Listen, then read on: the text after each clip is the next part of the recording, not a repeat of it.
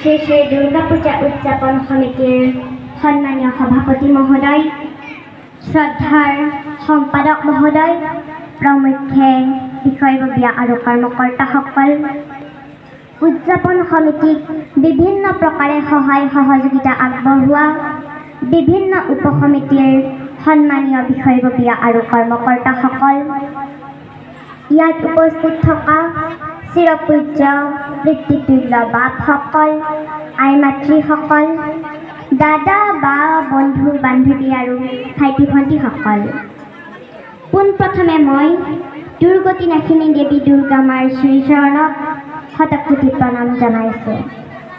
লগতে আপোনালোক সকলোটিকে মই মোৰ আন্তৰিক শ্ৰদ্ধা ভক্তি তথা শাৰদীয় শুভেচ্ছা জ্ঞাপন কৰিছোঁ। আজি মোক আপোনালোকে সাংস্কৃতিক মঞ্চ উদ্বোধনৰ দৰে যি মহান দায়িত্ব অৰ্পণ কৰিলে, তাৰ বাবে মই উদযাপন সমিতিৰ প্ৰতিগৰাকী বিষয়ববীয়া আৰু কৰ্মকৰ্তাক আন্তৰিক ধন্যবাদ জ্ঞাপন কৰিছোঁ। লগতে এই মহান অনুষ্ঠানৰ অংশ হ'বলৈ পাই মই নিজকে ধন্য মানিছোঁ। সেই সুধীবৃন্দ, দুৰ্গা পূজাৰ ইতিহাস, দুৰ্গা পূজাৰ পৰম্পৰাৰ বিষয়ে দীঘলীয়াকৈ কোৱাৰ ধৃষ্টতা আৰু জ্ঞান এটাও মোৰ নাই। আজি এই পবিত্ৰ পূজা মণ্ডপত বহুতো গুণী জ্ঞানী ব্যক্তি বহি আছে। সেয়েহে মই মোৰ অতি সীমিত জ্ঞানেৰে মাত্ৰ দুআষাৰ ক'বলৈ প্ৰয়াস কৰিছোঁ। সেয়েহে আগতীয়াকৈ ফুলকুটিৰ মাৰ্জনা বিচাৰিছোঁ। দুৰ্গা পূজা ভাৰতবৰ্ষত অতি প্ৰাচীন কালৰে পৰা প্ৰচলিত হৈ অহা বুলি বিভিন্ন গ্ৰন্থসমূহত উল্লেখ থকা দেখা যায়। প্ৰাচীন কালত মহিষাসুৰ নামেৰে এজন মহাশক্তিশালী অসুৰে ৰাজত্ব কৰিছিল। মহিষাসুৰে দেৱতাসকলক বহুতো অত্যাচাৰ কৰিছিল। অসুৰৰ অত্যাচাৰত অতিষ্ঠ হৈ দেৱতাসকল ভগৱান ব্ৰহ্মা, বিষ্ণু, মহেশ্বৰৰ ওচৰত গৈ সকলো ঘটনা বিৱৰি ক'লে আৰু তেতিয়াই সকলো দেৱতাই লগ হৈ এগৰাকী শক্তিশালী দেৱীৰ জন্ম দিছিল। দেৱীক তেওঁলোকে অস্ত্ৰ শস্ত্ৰবোৰ দান দিছিল। শ্ৰীকৃষ্ণই চক্ৰ, দেৱৰাজ ইন্দ্ৰই ব্ৰজ আৰু তেনেদৰে সকলোবোৰ দেৱতাই অস্ত্ৰ শস্ত্ৰৰে দেৱীক সুসজ্জিত কৰি তুলিছিল। দেৱী দুৰ্গা মাৰ গাত সকলো দেৱতাৰে শক্তি কেন্দ্ৰীভূত হৈ আছে বাবে কোৱা হয় যে দেৱী দুৰ্গা মাক পূজা কৰিলে সকলো দেৱতাকে পূজা কৰা হয়। এইখিনি কথা শ্ৰী শ্ৰী চণ্ডী নামৰ গ্ৰন্থখনত উল্লেখ আছে। দেৱী দুৰ্গা মাই একেৰাহে ৯ দিন যুদ্ধ কৰি মহাপৰাক্ৰমী মহিষাসুৰক বধ কৰি সমাজত শান্তি স্থাপন কৰিছিল। ব্ৰহ্ম বৈবৰ্ত পুৰাণ নামৰ ধৰ্মগ্ৰন্থখনত উল্লেখ আছে যে দুৰ্গা পূজা প্ৰথমবাৰৰ বাবে ভগৱান শ্ৰীকৃষ্ণই পাতিছিল। বসন্ত কালত অনুষ্ঠিত কৰা হৈছিল বাবে এই পূজাক আজিও বাসন্তী পূজা বুলি জনা যায়। কালিকা পুৰাণৰ মতে দুৰ্গা পূজা প্ৰথমবাৰৰ বাবে শৰৎকালত ভগৱান ৰামচন্দ্ৰই পাতিছিল। ভগৱান ৰামচন্দ্ৰই ৰাৱণৰ লগত যুদ্ধ আৰম্ভ কৰাৰ আগতে এই পূজাভাগ পাতিছিল বুলি কালিকা পুৰাণত উল্লেখ আছে।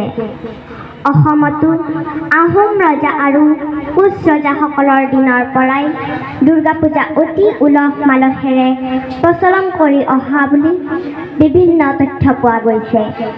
সেই সুধীবৃন্দ, আজিৰ এই সমাজ ব্যৱস্থাত দুৰ্গা পূজাই আমাৰ দৰে কণ কণ মইনাসকলক সামাজিক, সাংস্কৃতিক তথা আধ্যাত্মিক দিশত আগবাঢ়ি যাবলৈ অতি গুৰুত্বপূৰ্ণ ভূমিকা গ্ৰহণ কৰিছে।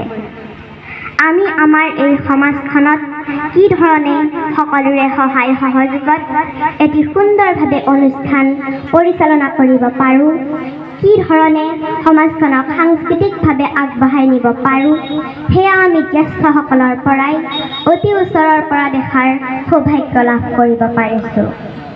দুৰ্গা মাৰ যি আৰতি, দুৰ্গা মাৰ যি বন্দনা, দুৰ্গা মাৰ যিসমূহ ধৰ্মীয় ৰীতি নীতি, সেইসমূহ ওচৰৰ পৰা দেখাৰ লগতে জ্যেষ্ঠসকলৰ লগত একেলগে অংশগ্ৰহণ কৰাৰ সুবিধা আমি কণ কণ মইনাসকলেও লাভ কৰিছোঁ।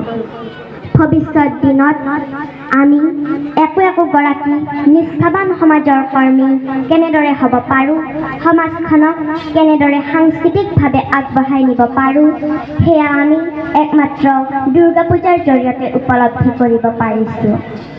আগন্তুক দিনত সমাজখনক এখন সুস্থ আৰু সুন্দৰ সমাজ গঢ়িবলৈ আমাৰ দৰে উঠি অহা কণ মইনাসকলক আধ্যাত্মিকভাৱে আগবঢ়াই নিব লাগিব।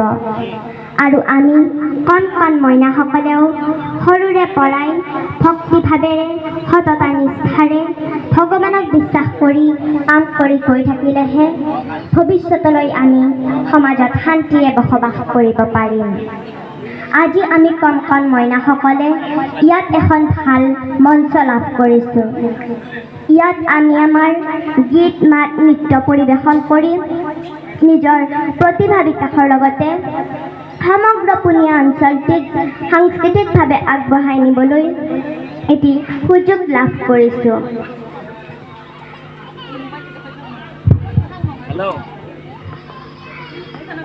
সেই সুধীবৃন্দ, মই আৰু ভাষণ দীঘলীয়া কৰি আপোনালোকক আমনি দিব বিচৰা নাই। শেষত দেৱী দুৰ্গা মাই যেনেদৰে মহাপৰাক্ৰমী মহিষাসুৰক বধ কৰি সমাজত শান্তি স্থাপন কৰিছিল, ঠিক তেনেদৰে আজিও যেন মা দুৰ্গাই আমাৰ সমাজত থকা মানুহৰূপী অসুৰবোৰক নিঃশেষ কৰি এখন সুন্দৰ সমাজ গঢ়ি তোলে, তাকেই আশা কৰিলোঁ। সদৌ শেষত দেৱী দুৰ্গা মাৰ আশীৰ্বাদত আজিৰ এই সাংস্কৃতিক অনুষ্ঠানত অংশগ্ৰহণ কৰি